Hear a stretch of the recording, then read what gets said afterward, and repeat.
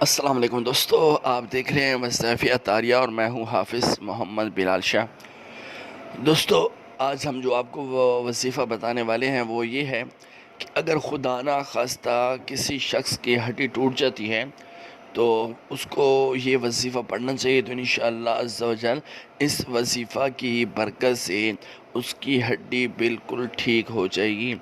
وظیفہ یہ ہے کہ آپ نے جس شخص کی اگر ہڈی ٹوٹ جائے یا پھٹ جائے تو اس کو ایسا کرنا چاہیے کہ 3 دن جو ہے وہ یہ ایت کریمہ پڑھ کر، جو کہ 11واں پارہ سورۃ توبہ کی ہے، فَإِن تَوَلَّوْا فَقُلْ حَسْبِيَ اللَّهُ لَا إِلَٰهَ إِلَّا هُوَ عَلَيْهِ تَوَكَّلْتُ وَهُوَ رَبُّ الْعَرْشِ الْعَظِيمِ۔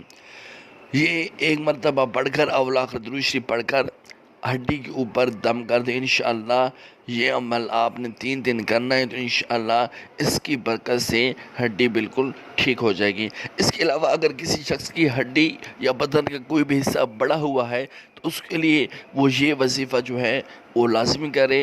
وہ وظیفہ جو ہے وہ یہ ہے، 92 دن لگاتار اس نے اول آخر درود شریف پڑھنا ہے اور رات کو پانی پر دم کر کے 100 مرتبہ یہ وظیفہ پڑھ کر دم کر کے پانی پی لینا ہے۔ انشاءاللہ 92 دن کے اندر اس کا جو جسم کا حصہ یا ہڈی بڑی ہوئی ہے وہ ٹھیک ہو جائے گی۔ وہ یہ ہے، بسم اللہ الرحمن الرحیم، ان الانسان لفی خسر۔